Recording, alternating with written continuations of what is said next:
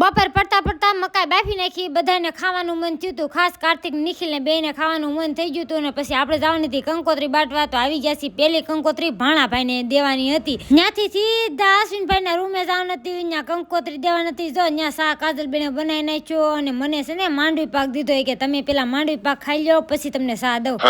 પછી તો મેં માંડવી પાક ખાઈ લીધો. અશ્વિનભાઈ કહેતા હતા હાલો ફેમિલી શાહ પીવા, અને નરેશ ને બહુ ઉતાવળ, હંધાને પેલા શાહ પી લે. અશ્વિનભાઈ કે તમે ભલે શાહ પી લીધો, રજીશ ને માંડવી પાક ખાવાનો બાકી હશે.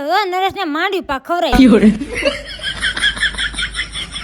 પછી તો જો કાજલબેન રૂમ ના તાળા મેરા, એને હોય તે લઈને જાવ નતા. અરે એના ભાભી ને મારા નણંદ ની ત્યાં જાવ નતું. અને હા, અશ્વિનભાઈએ નવી રિક્ષા લીધી છે. એમ કહેતા હતા મારી રિક્ષાનું પેલું શૂટ તમે કર્યું છે. અરે જો મેં શૂટ કરી નાખ્યું, બધા ખડકાઈ ગયા રિક્ષામાં.